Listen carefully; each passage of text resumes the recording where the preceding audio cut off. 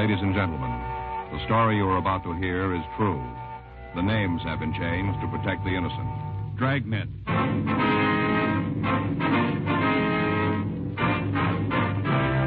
Dragnet, the documented drama of an actual crime. For the next 30 minutes, in cooperation with the Los Angeles Police Department, you will travel step by step on the side of the law through an actual case transcribed from official police files. From beginning to end, from crime to punishment, Dragnet is the story of your police force in action. It was Monday, July 6th. It was sunny in Los Angeles. We were working the day watch out of burglary detail. My partner's Frank Smith. The boss is Captain Bernard. My name's Friday. We were on our way out from the office, and it was 8:23 a.m. when we got to the corner of Walton Avenue and Adams Boulevard. A used car lot office. I'm sorry, gentlemen, but you can't come in here. We're police officers. Oh, well, Frank Smith? That's right. My partner, Sergeant Friday. How do you do? My name's Binion, John Binion. How are you? I thought the door was locked. Didn't want anyone to come in until you fellas got here. Are you the owner? Yeah. Did you put in the call? That's right. When I found out I'd been robbed. You want to tell us what happened? I sure do. Only one trouble. What's that, sir? Not much I can tell you. Opened the door this morning, same as usual. Came in, hung up my hat, and sat down at the desk. Yeah. Wouldn't have noticed anything was wrong, but I promised my wife I'd type her jingle first thing when I got here. What's that? A jingle. Wife works all the contests and papers, magazines, you know. Oh, yeah. She writes them in longhand, then I have to type them. Uh-huh. It takes up my time, but it makes her happy and keeps peace in the family. Yeah, you want to go on? I sat down at the desk. Opened the door on this side. See? Yeah. Reached in to pull the typewriter up into position. No typewriter. It was gone, huh? Yeah. Knew something was wrong. I'd used it yesterday just before I locked up the place. I see. I looked around to see if anything else was missing. The adding machine and my desk fountain pen are gone, too. Now, how about the outside? Are there any cars missing? Yeah. One. A 1953 Dodge. I was saving the real bad news to last. All right, we'll need a description, the color, the model, the engine number. Mm-hmm. I knew you'd want it. Got it all right here on this card. Here you are. Okay. Better call this in, huh? Yeah. Leighton Prince in the lab, too. Right. You can use either phone. Thank you. Can you give us the serial numbers on the typewriter and the adding machine? Have to talk to Mabel first. She has them filed someplace. That's your secretary? Yeah. This is her day off. Well, now, as far as you know, then, you've told us about everything that was taken. Yeah? Were these windows locked when you came in? Yeah. And never open them. Don't have to. Place is air conditioned. Uh-huh. You say the front door was locked, huh? Yeah. Extra key is gone from the board, though. Fellas will be right out there. All right. What were you saying about those keys? Want to step over here? I'll show you. Now, these are the keys for the cars on the lots. All labeled. Here's where the keys for the Dodge were. Mm-hmm. Now, this hook had the extra key for the front door. Binion, how many keys are there for the office? 3. I have one. Mabel has one. The other one was on the board. How long has she worked for you? Mabel? That's right. About 8 years. If you think she had anything to do with this, forget it. I'd as soon accuse my own wife. We can understand it, Binion, but we'll have to talk to her. All right. I'll call Mabel and have her come down. We'd appreciate that. I know she didn't have anything to do with this. I'll give you odds on that. Anyway, I've read in the papers recently where there have been other burglaries like this. Yeah. My money says it's somebody with experience. Maybe. You must have some idea who's doing it. Well, we're working on it. In other words, you don't have much to go on. Not a lot. Doesn't sound too good for me. I mean, my chances of getting my property back. We'll do what we can, sir. I know, but if you don't have any leads, if they don't make any mistakes, there isn't much you can do, is there? Seems to me the thieves always have the edge. Yeah, it begins that way. Huh?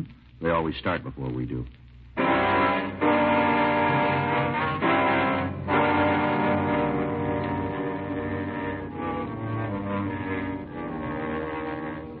Crews from the crime lab and Leighton Prince went over to the office. John Binion's secretary came in, but after questioning her, we decided she had nothing to do with the crime. She went through her desk and told us that a check made out to her employer was missing. Binion called his bank, and they promised to notify him if the check was cashed and returned to them. We got the serial numbers on the adding machine and the typewriter, and we notified pawn shop detail. Bulletins were also sent to second-hand stores. The latest burglary was similar to others that we've been investigating. The thief's M.O. was no different than we had on file, and to date, we have been unable to make any recoveries. We talked to informants, but they could give us no leads to the identity of the burglar. The report from the crime lab was the same as on all the other thefts. Entry had been made through the door. The lock had not been forced, indicating either the use of a key or some instrument to pick the lock. Leighton Prince failed to find any usable fingerprints. Tuesday, July 14th, 10:31 a.m. Yeah, I got it. Burglary Friday. Yeah. Mm-hmm. With your name? You have it now? All right, we'll be right out. Right, bye. It was Binion. He called from his bank. Yeah? I think he turned a lead. What do you mean? Stolen check was cashed.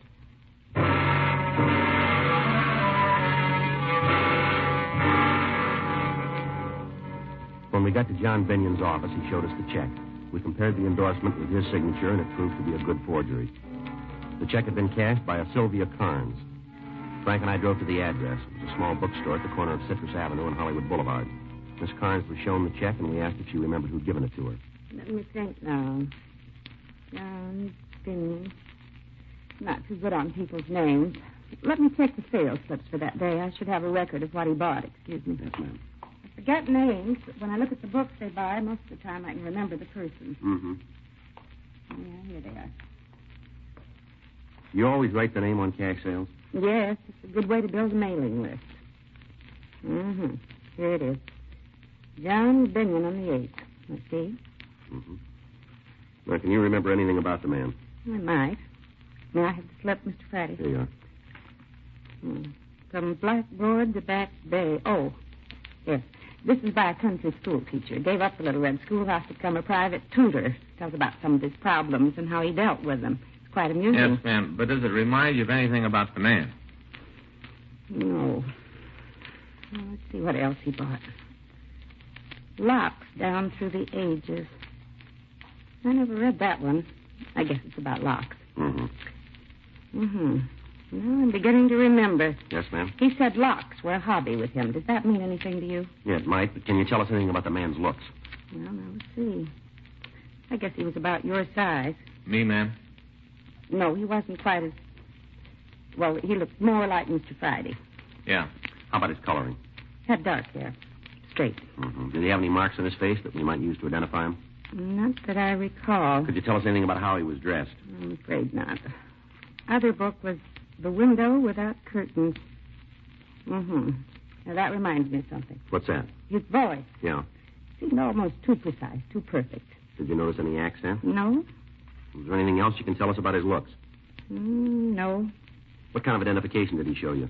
A driver's license. And it was made out to John Binion? That's right. I copied the name for the sales slip from it. That's the only identification he showed you? Yes, I didn't ask for any more. He seemed to know a lot of the business people in this neighborhood. Yeah. Mentioned them by name, said he lived near here before he got married. I see. No, I've been in business for 6 years. This is my first loss on a check. Is that right, ma'am? I've always been so careful. This man, though, he seems so honest, so polite. Mm-hmm. He's sure rough on me. I had to suffer the loss. Check was for $30. He only bought $10 worth of books. I gave him $20 of my own money. It's a real loss, I can tell you. Well, yes, ma'am. There's one thing in your favor. What's that? He's going to feel it more than you will.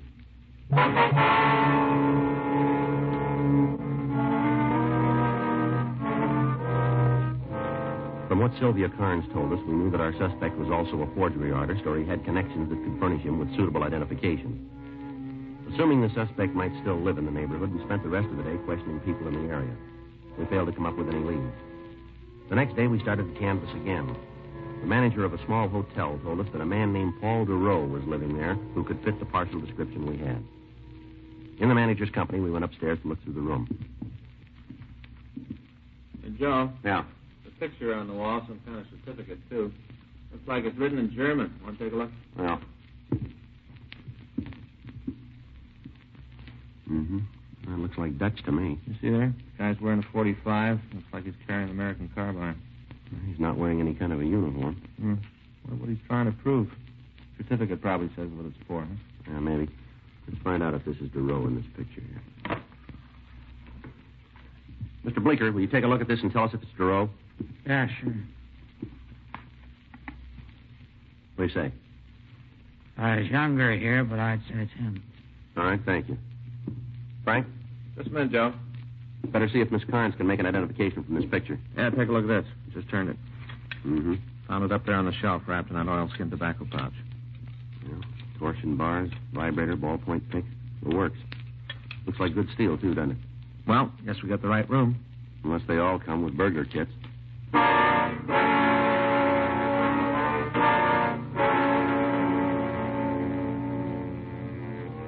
Frank and I continued to search the room. Besides the burglar kit, we found 3 books with the same titles as those bought with a stolen check. Sylvia Carnes identified the picture as being the same man that had passed the check. We called the office and asked them to run the name and description of Paul DeRoe through R&I. A local and an APB were gotten out on the suspect. Frank and I went back to the hotel and decided because of the physical setup of the lobby, it would be better to wait in the suspect's room. The manager took over the desk, and we arranged for him to notify us with one long ring on the phone when DeRoe asked for his key. 3 hours went by. 9:13 p.m. That's it. Yeah.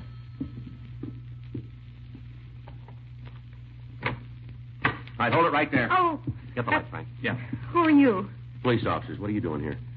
You're police, eh? That's right. Who are you? Paul sent me up here. Paul DeRoe? That's right. Where's he now? Why do you want to know? Come on, lady. Where is he? Waiting for me. Where? Outside in the car. Is he still waiting? I don't know. What do you mean? Well, he left me off at the door. There wasn't any place to park. All right, go ahead. He was going to drive around the block and pick me up. What kind of a car is he driving? Well, I'm not sure. You rode in it, didn't you? Yes? Well, don't you know what kind it is? I didn't pay any attention. Well, what do you mean? Well, he drives so many different kinds.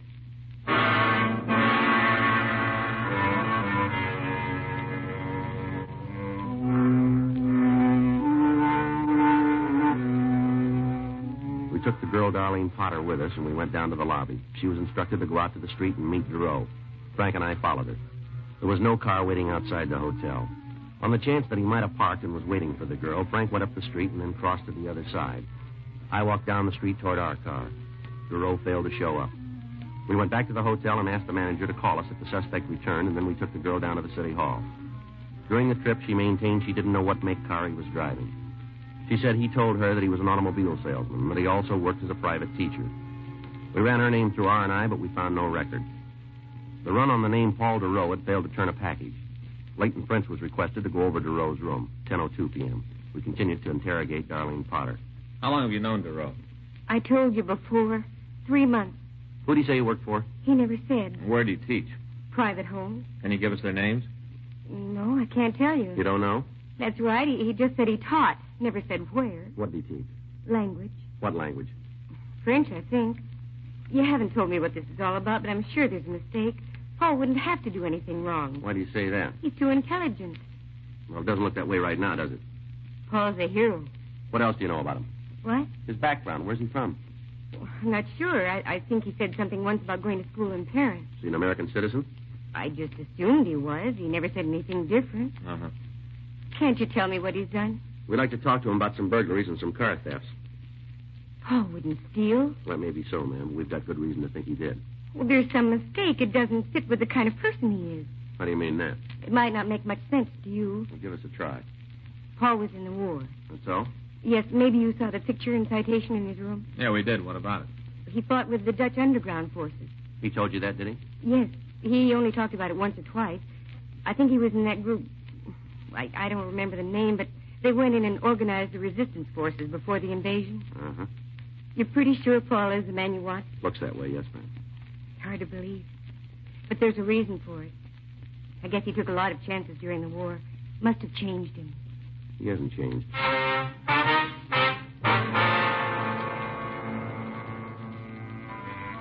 Further interrogation of Darlene Potter convinced us that she knew the suspect only as a friend.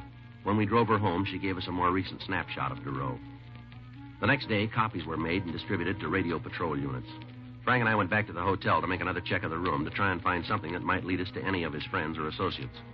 We found a list of names and addresses under a desk blotter. The first 4 people that we talked to all told us the same thing. They said that the man known as Paul DeRoe was a private tutor for their children. The only address that any of them had for him was the hotel. At 2 of the homes, we were told he came to teach on Wednesdays. One party said he came on Saturdays, and the other one said he came on Tuesdays. 4:03 p.m. We identified ourselves and were admitted to a home on Chatham Drive by a Mrs. Grace Findlay. Won't you gentlemen be seated? Thank you very much. What was it you wanted to see me about? Well, Miss Findlay, we'd like you to look at this picture and tell us if you recognize this man. There you are. Certainly.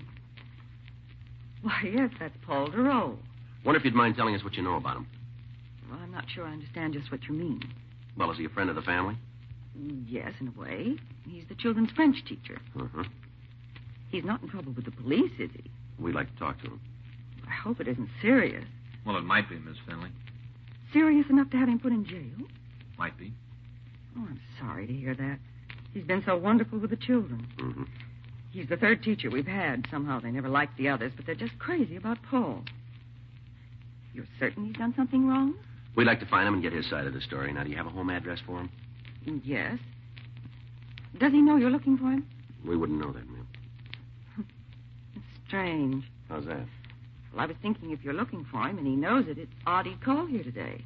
You talked to him today? Yeah. Thursdays he gives the children their instructions. Yes, ma'am. He said he'd be here at 5 o'clock.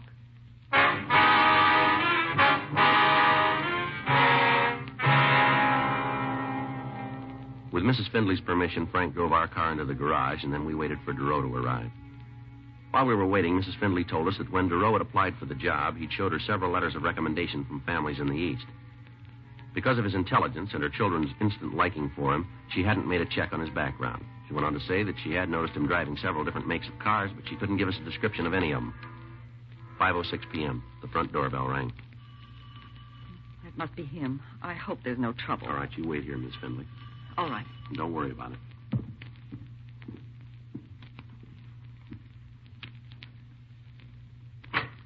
I'd hold it right there, Duro, police officers. This is hardly the reception expected. All right, move over. Put both hands up against the door. Come on, move. We use the same method. Frank? Yeah, he's clean, sir. I could have told you, gentlemen, that I'm not in the habit of coming to a client's home carrying a gun. All right, turn around. Get your hands behind your back. Couldn't we dispense with the handcuffs? This is rather embarrassing. Well, you'll get used to it. I was thinking about the children. I don't want them to see me like this. You should have thought about that sooner. Better get the car, huh? Right. I imagine this is about the check I cashed. A few other things.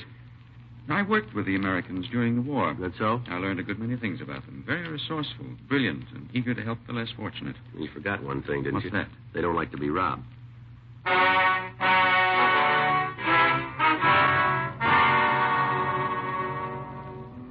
We contacted the office and had them send another team out to pick up the car Duro had driven and take it down to the police garage. On the way down to the city hall, the suspect told us he'd been in this country about 6 months. He refused to talk about anything except what a great country he thought America was. Frank went to check with DMV on the suspect's car, and I took Duro to the interrogation room. It's wonderful. It's the only place in the world to live. Yeah, well, all right, Duro. We got the idea you're sold on this country. Now let's get on to cases and talk about the reason we're here. How about it? It might as well be now as later. All right, fine. You want to start by telling us what you did with this stuff? I spent the money. The books are in my room. What about the other things you stole? No, there must be some mistake. I didn't steal anything. Well, you cashed a forged check, didn't you? Yes, I admit that. And the check was stolen. It's possible, but I didn't take it.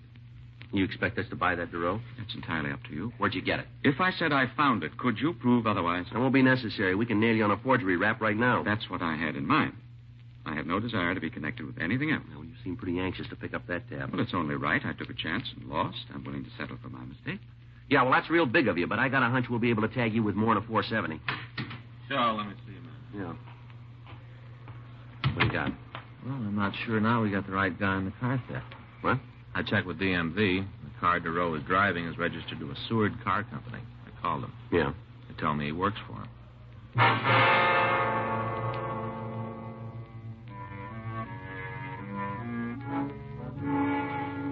We continued to question Duro, but he refused to admit any knowledge of the burglaries and the car thefts. He was booked on suspicion of 470 PC and taken to the main jail. The next morning, the owner of the bookstore identified the suspect in a show-up. We questioned him again, but he failed to admit anything but the check forgery. 9:23 a.m. Frank and I returned to the office. You gotta hand it to the guy. He's cool. Yeah, but he's too ready to buy in on that 470. Yeah, I'll check the book. All right. Here's a number for you to call, Joe. Is there any name on it? Yeah, a fellow named Eiler. Give any reason for the call? Nope.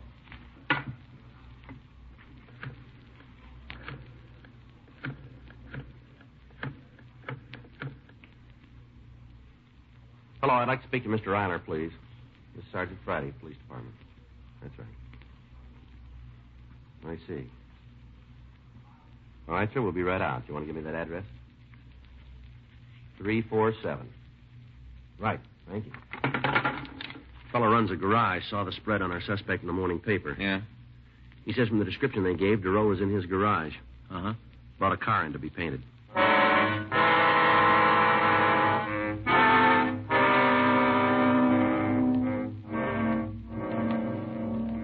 Frank and I drove out to the garage, and when we showed DeRoe's picture to Frank Eilers, he identified him as the man who'd brought in a Nash sedan to be repainted. We checked the engine number and found it listed as stolen. We went back to the office. Here's that FBI kickback. Did you read it? No, I just picked it up. Yeah, listen to this. Paul J. DeRoe, alias Paul Dawson, alias Peter Duncan. True name, Philip Paul Dorrance. Got much of a record? You'd have to take a day off to read it all. Served terms for burglary in GTA. He's been at all the best hotels. Joliet, Sing Sing, Atlanta. Born and raised in this country. What about that war record? Joliet, 1938 to 1946. How do you like that? Well, he sure went to a lot of trouble. Having his picture taken and that get-up and that phony certificate. The way that picture looked, all those trees and the countryside. Sure looked like Holland to me, didn't it to you, Joe? Well, that's our big trouble. What do you mean? We never been to Holland.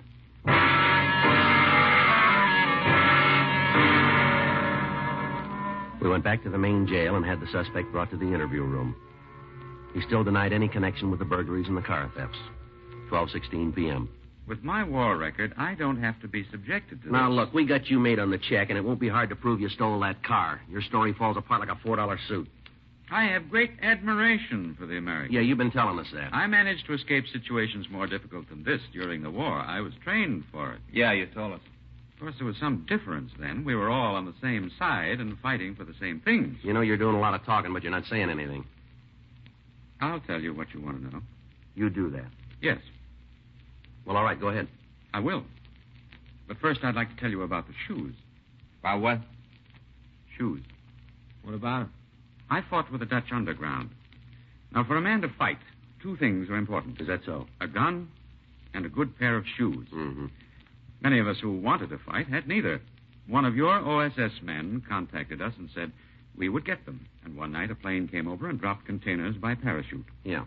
The man kept his promise. We got guns, the fine carbines, and we got shoes. When daylight came, I looked at mine very closely. They had stamped on them, made in America. Yeah, And that's when I made up my mind. you did. Yes, I decided that someday I would come to the United States. Mm-hmm. I knew if I wasn't killed, I'd come here. Yeah, it's a wonderful story, isn't it? Yes, and I regret that I'll lose my chance to become a citizen. They may even deport me for this. No farther than the nearest jail. Now, please don't make light of my predicament. I admit I made this one mistake. Come on, look, settle down, will you? I can buy a better story than yours in any magazine. All right.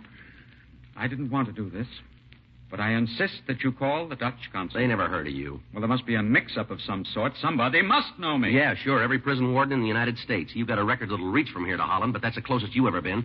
Your real name's Philip Dorrance. The only war you ever fought was in the prison library over the daily papers.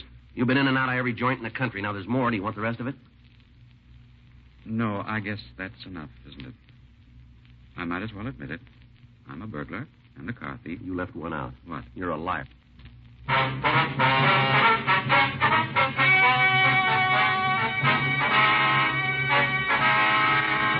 Paul Michael DeRoe was tried and convicted of burglary in the second degree, 3 counts. Grand theft auto, 3 counts, and forgery, 1 count. He received sentence as prescribed by law. Burglary in the second degree is punishable by imprisonment in the state penitentiary for a period of not less than 1 or more than 15 years. Grand theft auto is punishable by imprisonment for not more than 10 years. Forgery is punishable by imprisonment in the state penitentiary for a period of not less than 1 or more than 14 years. Dragnet. The story of your police force in action is a presentation of the United States Armed Forces Radio Service.